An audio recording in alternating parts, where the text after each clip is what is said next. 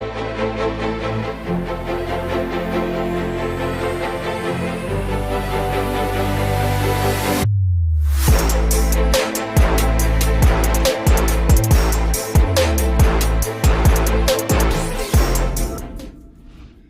going on, everybody? We are live. Woodward Bets is back here on a Monday. I'm glad to be back again. Thank you to our boy Detroit Beastie for filling in for me. But Monday means Scott and Beer in the house, ready to break down everything we saw on Sunday, along with the action on Monday nights. We'll give you some of our favorite bets. We'll look at the showdown contest for the night, get you all set. So let me get to my boy, Scott. How we doing, my man? How was the weekend? How was the betting, the fantasy? How we doing here on this fine Monday afternoon?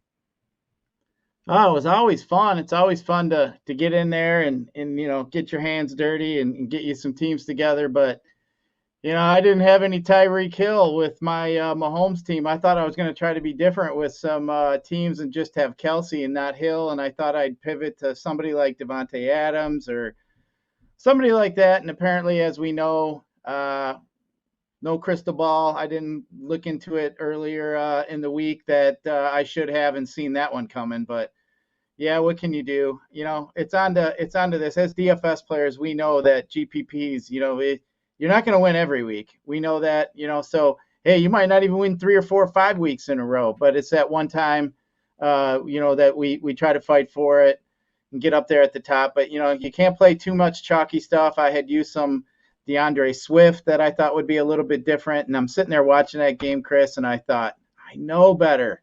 Why didn't I play Montgomery? I'm sitting there thinking, I know better. They're on the road. Like, what was I doing? So at that point I was like, well, and the best thing about football is we'll see when we get here in a few minutes. Maybe we can break down, look at the Millie Maker team and everything on FanDuel. I don't even think that guy had Hill on it. So I think maybe it was the Q winning team. He had Heineke. He didn't even have that duo. So that's what's good about football. You can build it in different ways and still get to the top. Where like baseball, you get a dude hit 2 home runs, it's almost virtually a lock. You have to have the dude on your team to be up in the top 1% or 5% of tournaments. So yeah, it was fun. I can't complain. It's, perfect time of the year. Got to hang out. It was nice weather, perfect weather. I got a TV in my garage, so there's nothing better for me. Big garage, Nice. bar out there, refrigerator. I like to hang out outside, breathe the fresh air, watch some games, smash me some Modelo's, and if the neighbors hear me hooting and hollering, it's a great day. But wasn't too much hooting and hollering this week, though. Nothing better than the outside TV. I've kind of experimented with it and moved to, I move one out there for big games and have the guys over, and it's a good time. And I've never left it out there, but I think I need to because it is much better just being outside. And like I said, my neighbors by now know you're going to hear me on Sundays. I'm going to be making some noise, so that they're more than accommodating. They have their little parties. I don't complain about that. Everything works well together. So a little housekeeping before we get in. First thing, make sure you follow the new Twitter page at Woodward Bets. You can follow Scott at G_Rising. I'm at Beer Makers Fan. Also, make sure you follow the network at Woodward Sports. And we are brought to you by our new sponsor here on the show. Underdog Fantasy is sponsoring the show here. Love it. I'm a big fan of Underdog Fantasy. Let's talk about them for a minute. We know NFL season's underway. We got 4 weeks in our whatever. 4 weeks in. Now you can still draft a new fantasy team each week on Underdog to win cash prizes through their slick mobile app and a user-friendly site. You can join a league and draft a team literally in minutes. Plus, the folks at Underdog are going to help you get started with a free $10. Who doesn't love free? Sign up, make your first deposit, promo code WSN. That's WSN, Woodward Sports Network. So again, visit UnderdogFantasy.com. Can download it in the App Store or Google Play. Sign up with the code WSN. Simple. Deposit $10. You'll get $10 free. That's Underdog Fantasy. Promo code WSN. Scott, let's break down the games for this week. We'll start with the local team, Detroit. You were talking some about it there with DeAndre Swift. Come up a little bit short in this game against Chicago. Fantasy-wise, nothing major here. I mean, Khalif Raymond goes off for 2 touchdowns. That's not a guy that anyone's going to start probably ever. So when we look at waiver wires, I know that name's going to be a guy that everybody's asking about. I have a hard time putting much stock in any of these receivers, honestly. I think Cephas has looked good in a lot of spots. Raymond has been productive, no doubt. Amon-Ra St. Brown shows up here, then he disappears. TJ Hawkinson's been good, then bad. You talked about Swift. The point is, I don't think there's going to be a consistent fantasy option, and we're starting to see that sure, there's going to be guys, any given game that pop off for a big game, but I don't really see a guy you can really rely on. Chicago side, Montgomery was on his way to a massive day. I was very high in Montgomery this week, especially on DraftKings, was very cheap in a good matchup here. Unfortunately, he goes down.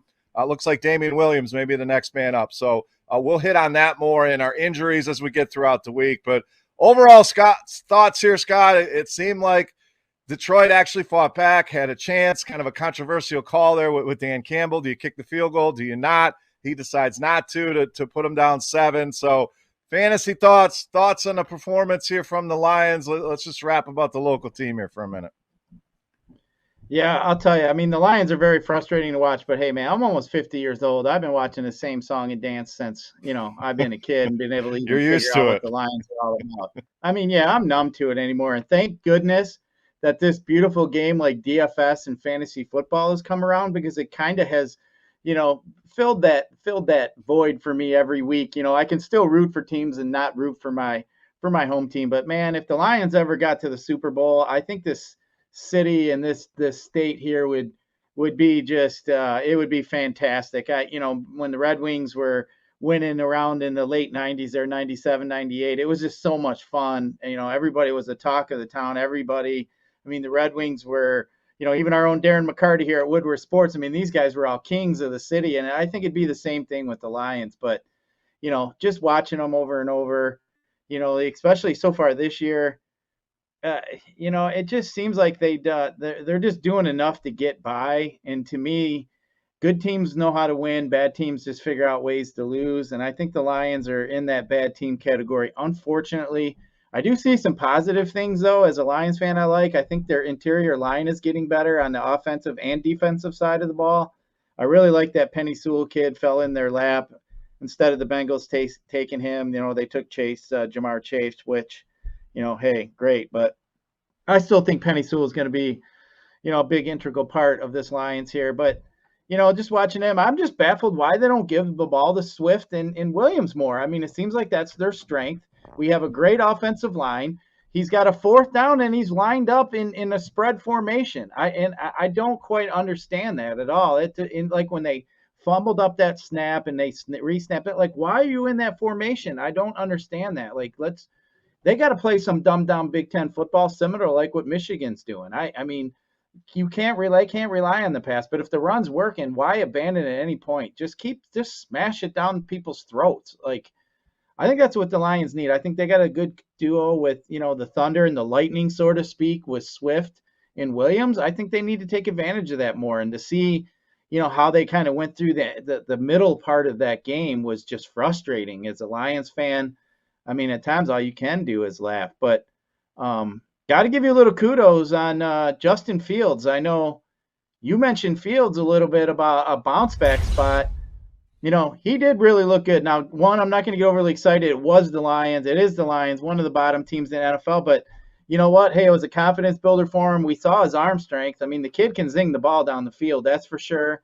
If Nagy can put him in the right positions, which has been a big talk. If you watch a lot of the NFL shows, they're just kind of making fun of Nagy at some of the play calls and some of the situations that they're in and some of the defenses the other team was in, and, how they ran, maybe the wrong call. But, that's not Fields' fault. So I think, once they kind of get in a groove here, Fields looks to be, he plays the part. He's got a great arm. He's quick. He can move, and that's what you need in the NFL. So, yeah, you saw it coming. Daryl Mooney looked pretty good. They did zing it around a little bit. So definitely I think that's going to be something to look at as we move forward. Teams maybe attacking the Lions a little bit more through the air, where it seemed like some teams were attacking them on the ground, but they gave up some big plays and some big chunks, that's for sure. Yeah, I think they're going to be vulnerable against both, until they, really start to build this defense. I just think you're going to see teams have a lot of success. And again, Montgomery was on his way. Fields was good. He was all right. It was tough to be worse than he was in Cleveland. That was the thing. So it looks like Cleveland may be a very good D after all. Shut Minnesota down, and we'll hit on that here shortly. But all in all, again, are you encouraged by the performance? Are you not? Do we have questions about Dan Campbell? We'll have plenty of time to wrap about that throughout the week. I see you're wearing your Michigan gear, Scott, so I am a Wisconsin fan, born and raised, again, Packers, Wisconsin. I know what the hell you're doing in Metro Detroit on Woodward Sports Network, but here we are. An impressive performance for Michigan, Scott. So I'm going to give you a minute here to gloat, to do whatever you want to do. A hell of a win there by your Wolverines. They did look really good. I think it was a combination of that running game. I think that offensive line is really coming together, and that defensive front with Hutchinson looked pretty good. But it just kind of looked like that Wisconsin quarterback there before he got hurt looked like a deer in headlights. Actually, he didn't really. I think he was in for a little bit more than he expected. I don't know if it was maybe the speed of the defense or what it was, or if maybe the scheme they threw at him, maybe it wasn't what he was expecting. But yeah, he didn't look comfortable at all, which, as the game went on and when they scored that points right there before halftime, I thought, oh, we got us a game. Don't get overly excited. I thought they had the momentum going in, but yeah, I was interested. But I got to ask you, they were really talking up this curse of this, of the jumps, like, do you believe in that as a Wisconsin fan? Do you think that that's a curse? I mean, hey, I think it's awesome. It's one of the best things in college football. I really enjoy it. I mean, the Michigan players embraced it and were dancing around. And I'll be honest, I mean, that many people in a stadium jumping up to that cool song. I mean, why not? Who cares? If I was a fan in the stands next to you, I'd be jumping around, having fun. I mean, that's what, that's what it's all. I'm sure. Yeah, I'm it's all sure tradition. It.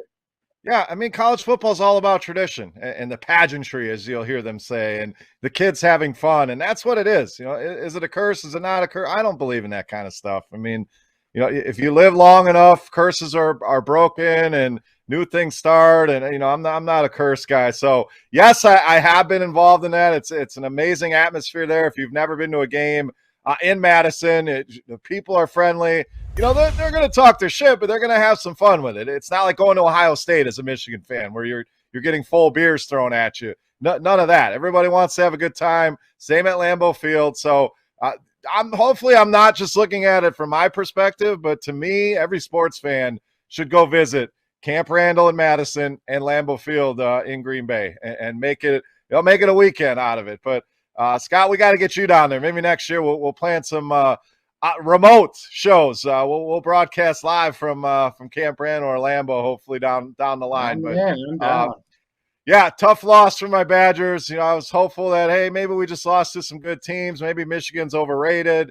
And Michigan was very, very impressive. So I give you my kudos there.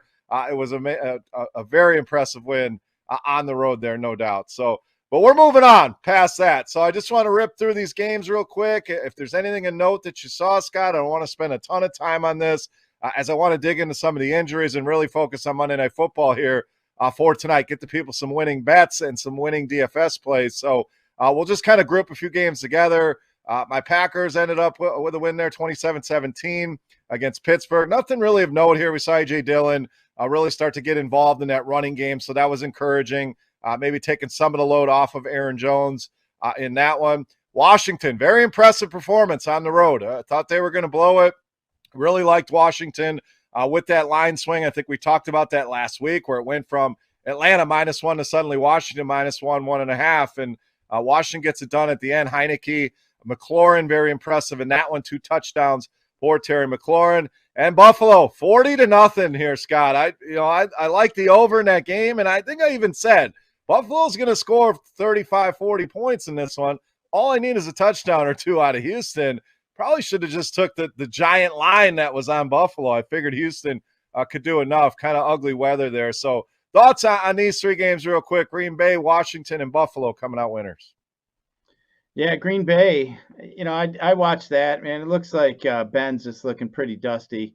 Yeah. Green Bay looked pretty good. I mean, Devontae Adams owners got to be getting to be a little bit frustrated. coming off the year he had last year. But I mean, the Packers are looking good. I mean, it looks like they're just gonna probably breeze right to the division title in the NFC North. But those Redskins, though, I mean, Heineke was on the actually on one of the top stacks with McLaurin. So, with that cheap quarterback, though, and my buddy asked me about playing him, and I was saying, you know what, you could play him in that situation 10 times, and probably only 2 of the times he's going to come through. Yeah, it's a risky play. And then if you start throwing in a bunch of other risky plays, it's like hitting a really long shot parlay, and how many times you're going to hit something like that. So that's kind of how I look at stuff like that. But yeah, Heineke was on the winning team. Logan Thomas got hurt, which was kind of really disappointing. I know a lot of people were really disappointed with that. But yeah, it's, what was the other one you mentioned? The Houston. Oh yeah, Houston and Buffalo. Yeah, Buffalo, Houston. Yeah, man, I was disappointed in Cooks, actually. I thought they would just jam him with a bunch of targets. I was disappointed, but man, Buffalo looks good. And we got to keep in mind too, and I did have a Josh Allen stack. I played 3 teams, and my mindset was that I think they're just going to keep trying to air it out. They're going to get their 40 points, and whatever Houston scores, they score. And I don't think Buffalo cares what the score is. They keep running their same offense. They really don't. They care. They're throwing it to Diggs up 20-some points, 30 points. So I do like that. But I'll tell you, though, Dawson Knox has come on for a team that never really utilized that tight end. So that's quite interesting. When I saw that at first, I thought, I don't know if I'm buying into that yet, just because of the past history with the Buffalo offense. We really haven't seen a tight end shine, really. So now all of a sudden, Knox has got all these touchdowns. Interesting. I don't know what you think of that. I thought it was interesting, though. The kid's an athlete. Yeah, I'm pretty sure he played on the same team as DK Metcalf and AJ Brown at Ole Miss. I'm 95% certain. But he can play. It's just and especially right now, think about how many tight ends that we really have that are viable in fantasy. I know a lot of people out there probably scrambling, worried about the Robert Tunyons of the world, and now Logan Thomas, you mentioned, has been hurt. I know Goddard has been dealing with Zach Ertz, and we could go on and on and on. If you don't have Kelsey, Waller, Kittle, even Kyle Pitts has been a major disappointment thus far. So to get anybody breathing life into this position like Dawson Knox has, you certainly got to be excited about it. So let's move on. Next couple of games. Dallas, impressive win over Carolina, 36-28.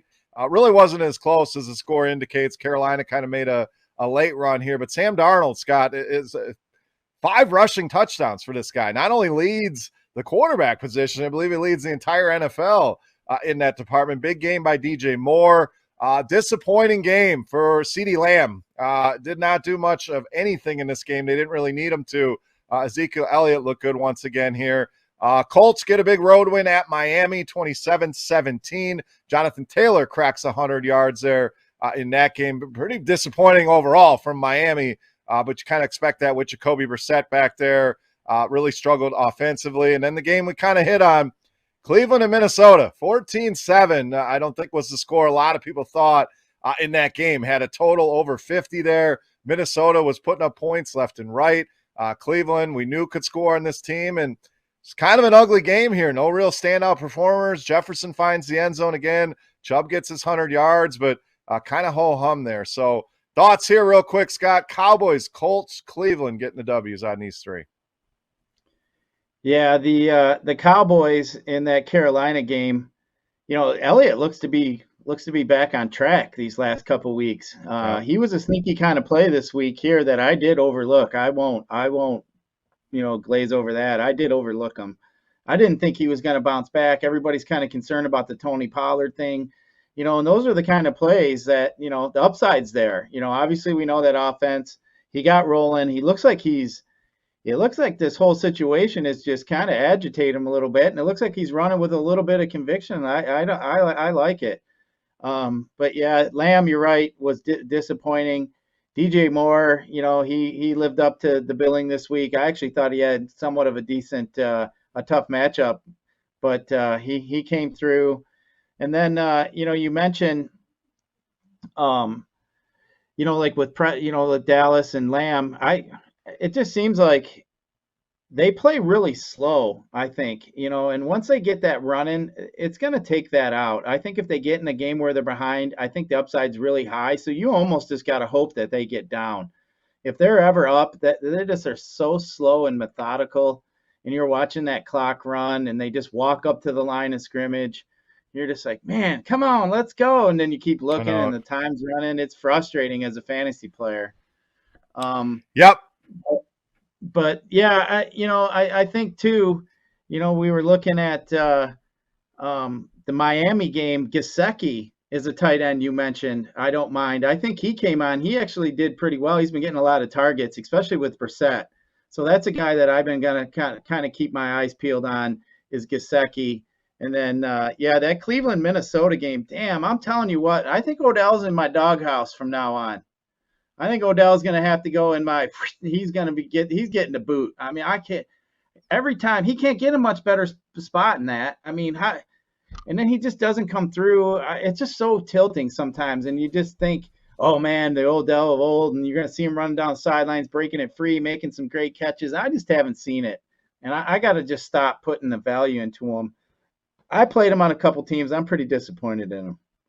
Yeah, I'm kind of a middle ground where you're at. We're never going to see the guy we saw in New York. I just think the injuries, and I don't think we're ever going to see that guy. But to be fair, he was wide open, and Baker Mayfield missed him towards the end of that game, and probably a walk-in touchdown. So, sometimes it isn't all the receiver. The quarterback's got to get him the ball. This team also loves to spread the ball around. We've talked about how they're going to utilize almost every pass catcher they have all up and down the lineup, along with 3 tight ends. So you got a couple running backs, now 3 running backs getting targeted. You got 4 or 5 receivers. You got 3 tight ends. It's just going to spread things out.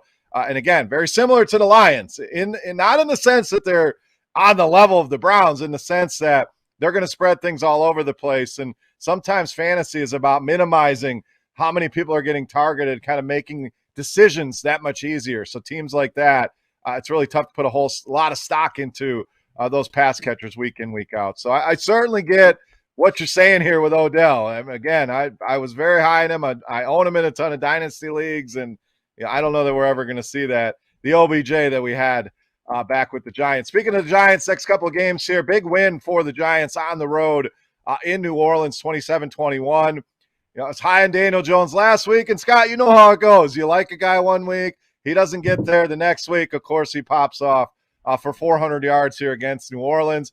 Galladay, decent game, over 100 yards. Saquon was solid. Kamara, kind of disappointing here this week. Had a ton of carries, 26 carries, 120 yards, but really not much involvement in the passing game, which we know is his bread and butter. The Jets get the first win. Another New York team getting it done. Impressive against the Tennessee Titans in overtime, despite 157 yards from Derrick Henry. Corey Davis was solid in that game, so the Jets, big win. And then the Chiefs bounce back as we kind of expected, 42-30 against the Eagles. Big game for Jalen Hurts on the Philly side, almost 400 yards. And, of course, like you mentioned in the open, Tyreek Hill with the monster game. Travis Kelce, obviously very disappointing for people. Please don't panic. We're talking about Dawson Knox here as a top tight end. You have Travis Kelce. You are going to be fine. I promise you. He's going to have 1 or 2 of these games per year. So, Scott, Giants, Jets, Chiefs. What do you got in these 3 wins? Yeah, the Giants. Barkley's looking to be back too. He's getting pretty much all those carries and everything else. So he's a guy we're going to have to just keep our eye on. And hey, if you're in a season-long league and you're struggling, maybe you could buy Barkley fairly cheap. I don't know. Another guy too that I was kind of keeping my eye on was Evan Ingram. We didn't really get too much out of him, but him coming back into that lineup definitely is going to help. Especially with those 2 receivers out. I thought Galladay was going to have that tough matchup with Lattimore. I thought he might struggle a little bit, but when I was watching the game, they were moving him around quite a bit. So they tried to get him kind of free from him, which they were able to do a few times. They did throw it to him. But yeah, that Giant offense, that's just going to be one we're going to have to pick the spots. The Jets is actually one that I did call. I thought the Jets, that just had a weird, funny line. Like it went down, it got down to like 5, and you obviously knew all the sharps were betting on the Jets and taking those points. I did end up betting on the Jets, especially on the money line on a couple a couple games, which obviously paid off. Got lucky there at the end with the overtime victory, but Derrick Henry still smashed. I mean, he got that extra little time there in overtime. He still got his, but the Jets did a pretty good job of bottling up everything else, and they just let him kind of have his, and they went down and scored some points. I think I heard that they had only scored like one touchdown in the first quarter or something like that, or first half when I was watching the game, and thought it was pretty bad. I did like Michael Carter as a cheap running back. I used him in some spots. I thought if they won that he might fall in the end zone twice. So, I paired him up with some guys. We can take a look at here my team when we're done running on the games, what I played and then the Millie team. But, I tried to correlate the defense with Michael Carter, and I went from there. But, yeah, interesting. And then you said that Chiefs game, I had the game right, which game ended up going off. I had it right. I just didn't put the pieces of the puzzle exactly together right. You obviously had to have Hill with Mahomes. I mean, that was 70 points right there by itself. So you would have had to pretty much stink it up if you had those two guys and didn't cash in any kind of tournaments. But yeah, I mean they weren't going to go 1-3. So I mean that's just certain spots as we're kind of getting the season. I like to look at. I mean, like there was no way the Chiefs were going to lose that game. So yeah, interesting game. Hurts looked a little better than he did against Dallas. But yeah, definitely was Kelsey was the stinker in that one. But like you said, you can't worry about that. It just happens. Yeah, Tyreek Hill, 186 yards, 3 touchdowns, so almost a must-have in fantasy. One guy we looked over, Atlanta, Cordero Patterson, a massive game here as well, pops off for 3 touchdowns. So those two guys alone on FanDuel rang up about 74 points. I'm looking at the winning lineup now on FanDuel. We'll go over some more of that. But Tyreek Hill, Cordero Patterson, and Deebo Samuel, that's 8 touchdowns between 3 wide receivers. So, sometimes, you run well on things, and, how many people felt comfortable putting Cordero Patterson in a lineup? I think it obviously improving. They're going to utilize him. Deebo bounces back when it looked like Ayuk was starting to come on. So, as soon as we think we know something, Scott, the NFL flips it up on his head and makes us go back to the drawing board. And that's the beauty of this game is you're always learning something. You're always seeing new things. And if you put in the time, success will follow. Nothing's ever going to be handed to you. So that's why we're here to help, but you still got to put in some effort and get to know these teams and these players. So let's wrap up the recap here real quick. The afternoon games, Arizona, huge win against the Rams. I really like the Cardinals this week. Another team we talked about when we looked at the opening lines. It felt like that was too high. The Cardinals were not getting in respect. The Rams, I just felt like they were coming off a high in that game at Tampa Bay and kind of crashed down back to earth. So that one kind of played out as I actually thought it would. This one did not. Seattle beating San Francisco 28-21. Thought the Niners have looked good so far and disappointing home loss here in division. Baltimore goes out to Denver and shuts down Denver 23-7. Kind of an ugly game there. And then we'll include Sunday night here, the Brady Bowl. Tommy and the boys end up on top here, 19-17.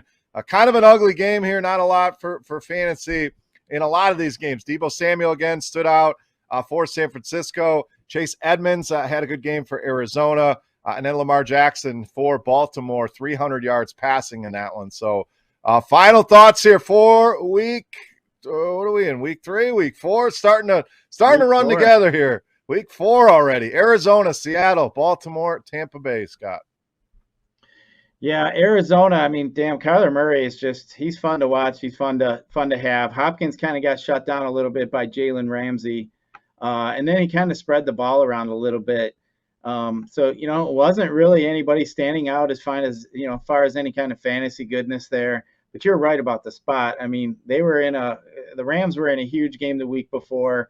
I mean, we all know, Arizona got knocked out of the playoffs by them the year before. So, I mean, they were obviously going to target that game. That game meant more to Arizona than it meant to the Rams. So, I was on Arizona there. That Seattle-San Fran game was interesting. I thought Sermon would do a little better. He was pretty chalky in a lot of the DFS circles. A lot of people had him, rightfully so. Whenever you get an injury and a guy's going to get line share and he only costs $5,500, $6K, you almost got to consider locking it in. So, yeah, it was interesting. That one wasn't really full of any kind of crazy game, goodness, anything like that. And then that New England game, that was fun to watch. I was surprised they didn't stop and at least have some sort of ceremony for the guy. I mean, damn, he Right. broke the passing record. He played 20 years there, and you can't even stop for 2 seconds. I mean, come on. They should have had him go over there, hug Belichick. Come on. I don't give a shit. It's Monday night. It was the perfect stage. It's almost like they couldn't have wrote it any better. He breaks the record in New England, his first game back. So the only cool thing with that is now he's beat every team in the NFL at least once. There So you go. obviously not beating New England, so that was cool. But yeah, that was cool to watch. But I was shocked Belichick went for that 56-yarder. If Tom Brady was quarterback, he would have went for it there in the rain, 56-yarder with a guy who was 1-4 for 56 yards. But hey, he went for it, hit the upright. What can you do? But of course, good teams, when they hit the upright, the ball bounces back into the field, not into the back of the net like we see here in Detroit. Yep. Only the Lions sometimes. It makes you want, speaking of curses, it really makes you wonder what's going on. So let's take a quick look. You mentioned the $1 million winning lineup on FanDuel. So beat out 608,000 people here. Slam CEO, 233 points. Again, had the Chiefs, Patrick Mahomes with Tyreek Hill. Ran it back with Dallas Goedert. So again, when you have those stacks of certain teams and you don't have to limit it to one or two guys, you can have a stack of three guys. I always like to have a piece on the other side of the game, because if Kansas City's going off, think about it. Philadelphia's forced to throw the ball. So generally it's going to be a pass catcher. And when you can make it a tight end at an ugly position, kudos on that. Kareem Hunt, another good game, found in the end zone. Saquon Barkley, who we talked about, tough matchup with New Orleans, but Saquon looks to be back. Those three receivers I mentioned were key here. Tyreek Hill paired with Patrick Mahomes, Deebo Samuel, 2 touchdowns, and Cordero Patterson with a massive game here as well. Had Kenny Golladay in that lineup as well, so little double Giants there. And, of course, finished with the Buffalo defense shutting out Houston. So they were expensive, but a lot of times on FanDuel, you can pay up a little bit for a defense, a little bit easier to maneuver things around. DraftKings generally want to go a little bit cheaper defense, but week to week, things are different. There's no right and wrong answer on when to go expensive defense, when to go cheap. It's all about the matchups, all about what the other salaries look like for the week. So, Scott, let's take a look at your lineup, and I'll let you walk through things. How did your lineup fare this week, and what were some of the decisions you made here? Yeah, obviously you saw I had about half the points as the Millie guy, so it wasn't the greatest. But when I was building my team, as you said, I tried to capture, big parts of this Philadelphia, Kansas City game. So I had Mahomes, and I went with Kelsey, who actually was very chalky. He was like 40-some% owned, which is really high in football. And then I bounced it back with Devontae Smith. So I was hoping that they'd bounce back and forth. The reason I didn't put Hill in is I actually went up here to Devontae Adams, and I thought, well, if this game goes off and to be different from these Kansas City stacks, maybe I can go Adams. And if Adams does end up getting ahead of Hill by a few points, I'm going to be in a great situation. So I made a pivot there to go to Adams. The salary was pretty close to the same. I thought, with the target share, he's getting 40%. I thought, hey, this kind of play that maybe if he goes off is going to put me in a great spot. I used Sermon, which was really chalky because he was cheap. And then I thought, the Lions are going to win today. I thought that they were in a decent spot. I fell for it again. I thought, Swift, even if they get down, he keeps getting carries. He was 7,700. People were talking about. So I threw him in there, and then I went down here. I really like the Jets and Michael Carter. The Jets ended up winning for us, as I thought. Carter didn't do too bad for his salary. Wish he would have maybe had closer to 100 yards and that touchdown. But, 10 points ain't going to kill you there for a guy that cheap. It's just I had all the bones of pieces of a lineup to do well. I just didn't have all the exact right pieces. But you know what? At least you guys can kind of see. I kind of almost had my team built similar to the guy who won. You see how I had 3 guys from one side, or 2 guys from one side, 1 guy from the other. He had the 2 defenses. 2 guys from one team. So that's what we call correlation. I tried to correlate the running back. If they're winning, they're probably going to be running the ball well. I was kind of hoping Carter would fall in the lineup. And then you can see here how the Kansas City, he had Mahomes and Hill, and then he went back with the Goddard, and then he had two guys from the Giants. So, and then he filled it in with the defense, and then obviously filled in Patterson. So, yeah, I mean, same kind of type theory and build. We didn't throw too many wild darts. We don't want to have to throw bullseyes every time. But if we hit the one game bullseye and we get a big chunk of that, how are we going to capture those touchdowns is the question. Like a team like you mentioned with Cleveland, it's going to be tough to capture all the touchdowns ever with Cleveland. But if you get a team like, let's just say, the Chargers, you're going to capture all the touchdowns because they only really use three guys: Eckler, Williams, and Allen. That's it. So even if you left one off and maybe one, there's a good chance you're going to catch a majority of the touchdowns. So that's what you mean. That's like a funnel type offense, kind of like we were talking about. But yeah, when I was building my teams, I had the right game. I just didn't put the exact pieces of the puzzle together. And then Ridley. It was either going to be Ridley or Patterson. Damn, if I got Ridley or Patterson's point instead of Ridley, Ridley gets Patterson's points, I'm going to be up there and to cash in and probably be in a lot better spot, obviously. And then if I faded Kelsey, I really like Gesicki. I wish I would have went Gesicki for 5,400, saved the 2,800 there, and could have, maybe upgraded to a different running back. I tried many times building the lineup with Henry, and I just didn't like the pieces I was left with at the end. So I just kept.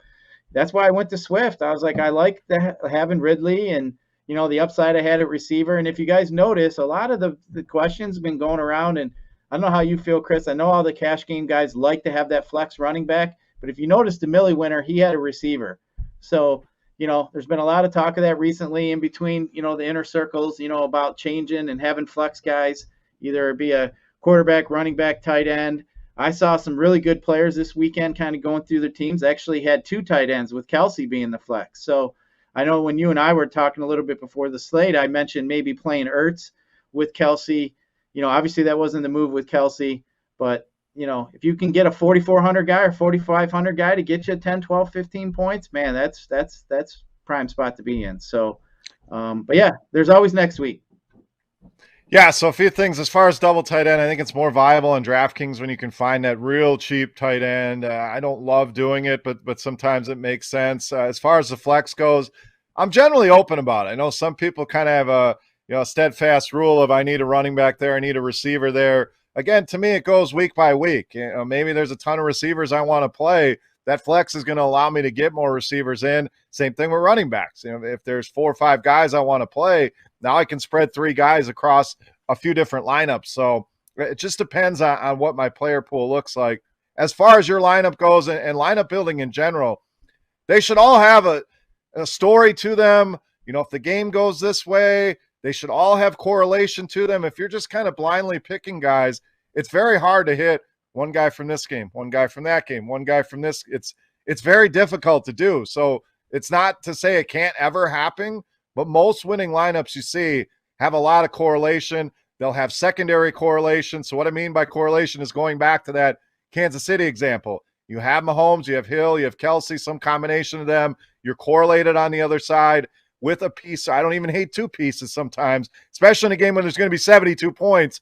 There's going to be fantasy production to go around. You can also have secondary correlations. We don't see it in this lineup, but say if he had Cordero Patterson, one of his running backs was Antonio Gibson on the other side. So I like to mix in as much correlation as I can. One final thought here on that winning lineup, and this isn't always the case, but did not have a single player higher than 14.5% owned on that team. So cumulative ownership on that team was under 100, which to me, that's kind of the range. People are always talking about individual ownership. What does the entire lineup do as far as ownership goes? So when you can stay in that 100, 120, 130 range, I think that's where you generally want to be in your tournament. So people are always trying to find the 1% own, the 2% own. We love when we hit those guys, and a lot of people avoid the chalk.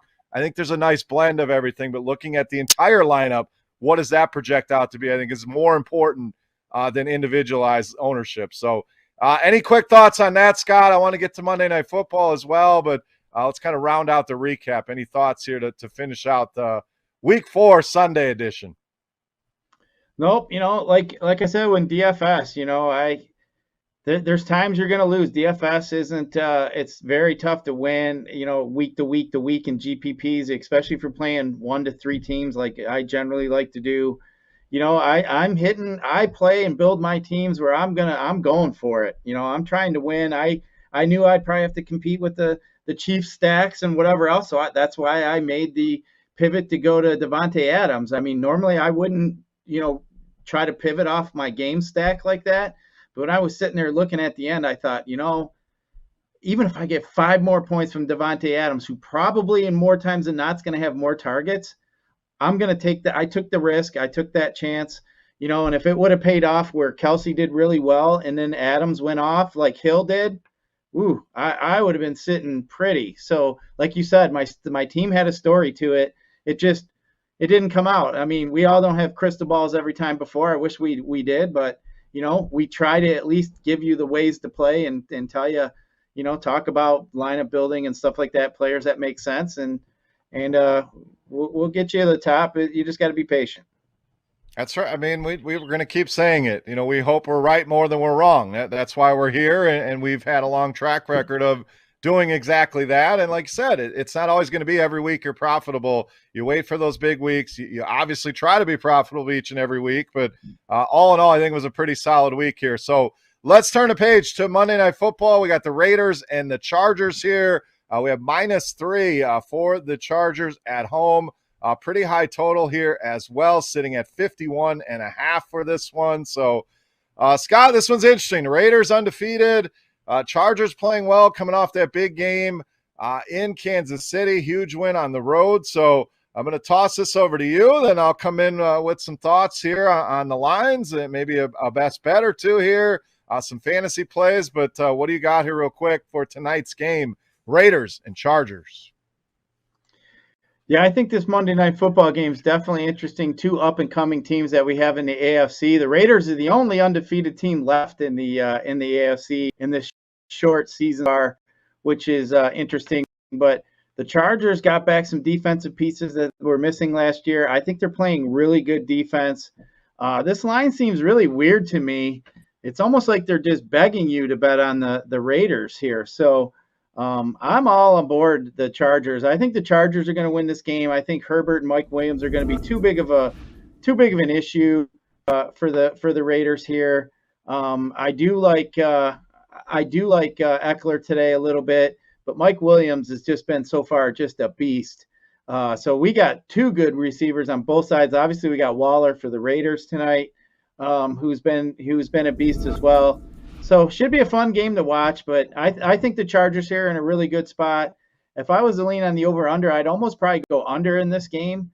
I just think that I think the Raiders might try to run the ball a little bit more today with Barber. I think Jacobs is going to be out.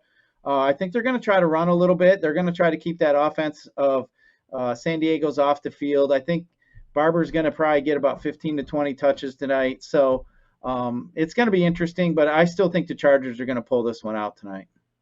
Yeah, I like the Chargers as well. So best bet for me, Chargers -3 here. I just think they're the better team. I know Vegas is undefeated, but kind of handed some games. Baltimore probably should have beat them. Beat Miami barely at home. Miami's looking like they're not a very good team here. So the Chargers, to me, the much more impressive team. The line does seem a little – I thought it'd be a little bit higher, honestly, in favor of the Chargers. So to only be 3, for them to be saying these 2 teams are even, I find that hard to believe. So give me the Chargers here as my best bet. Also have a prop for you guys. Really like Darren Waller tonight, Scott. The Chargers do an amazing job of keeping things in front of them. We saw them shut down Tyreek Hill. You mentioned some of the guys returning, Derwin James back there. They really do a good job of funneling everything in front. That screams to me Darren Waller, which makes me worry a lot about a guy like Henry Ruggs tonight, who they want to take deep shots with. I don't know that that's going to work out tonight, but you can find Darren Waller, and the place to go here is FanDuel. We talk about shopping around, looking at DraftKings, prop sitting at 74.5 on Darren Waller. When I go over to FanDuel, 68.5. So it doesn't seem like a lot. It's only 6-yard difference, but why not have the lower number? If you're going over, if you're going to go under, obviously try to find the highest number out there. So we're going to continue to preach, shop around for your lines. But so for me, the Chargers, if I think they're going to win the game, might force Vegas to be throwing a lot. I think Darren Waller has a big game. Not to mention, Chargers have struggled with tight ends this season. Bottom 10 in fantasy points allowed on DraftKings to the tight end position. So actually bottom 3. So they're not very good against tight ends. So over 68.5 receiving yards for Waller. Chargers for me. As far as showdown goes, Scott, who are we looking at here? Who are we firing up in that captain spot? Any value you're finding here on DraftKings or FanDuel? They both have showdowns. I personally prefer DraftKings just because of the captain, but I will be playing on both as always tonight.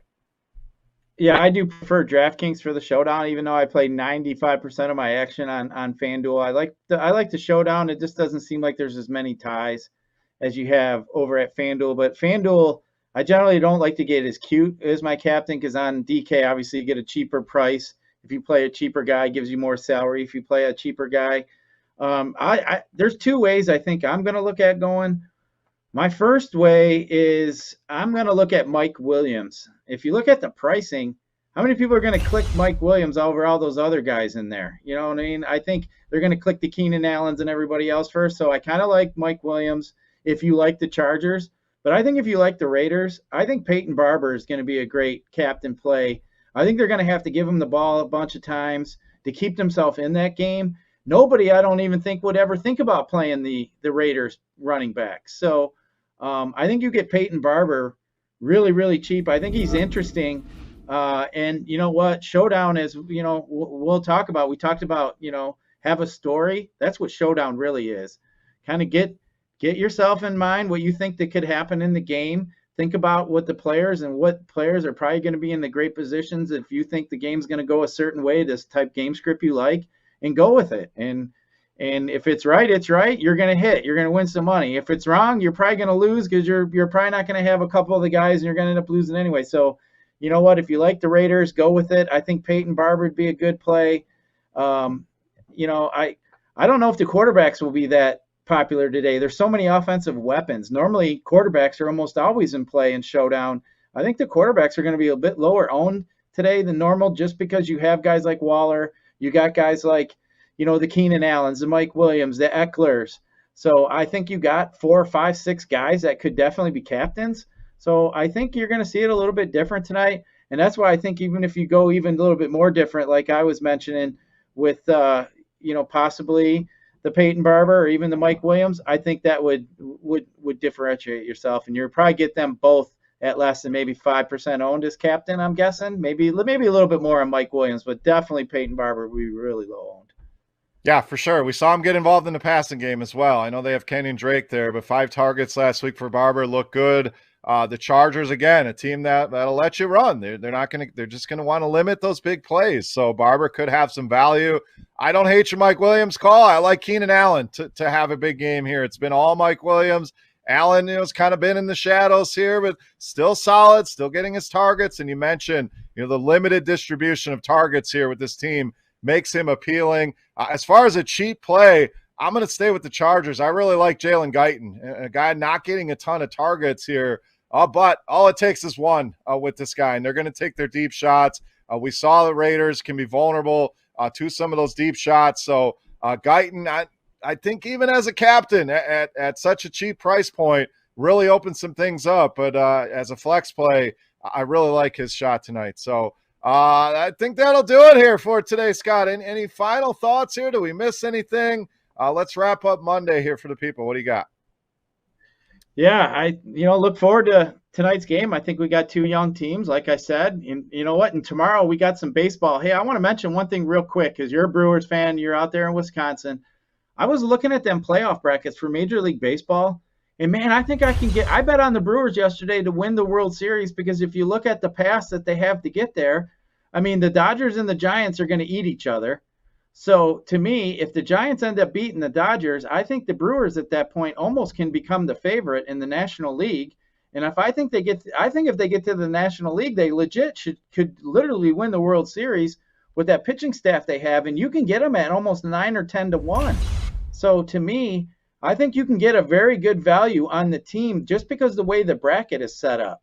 They don't have to go through the better teams. So I think I like the Brewers in the just before as like an outside long shot to win the World Series, other than the teams that are being talked about. So the Dodgers got a scary matchup, one game, and I'll tell you what, if you look at that game too early, that over under 7.5. Max has given up like 15 earned runs in his last like 20 innings.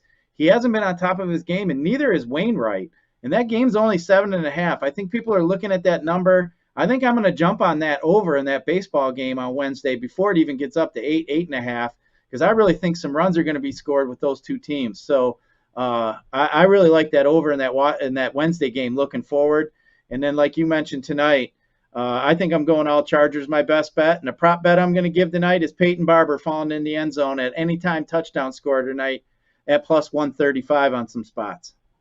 All right, so we're both on the Chargers -3. Scott on that anytime Peyton Barber touchdown. I love it. And I am on Darren Waller over 68.5 receiving yards. And make sure you grab that on FanDuel before it ticks up here as we get closer to the game. So tomorrow, we'll take a look at how Monday Night Football went down, recap everything, take a look at some waiver pickups for Week 5. We'll go over the injuries once again, and we will talk some baseball as well. Playoffs are here.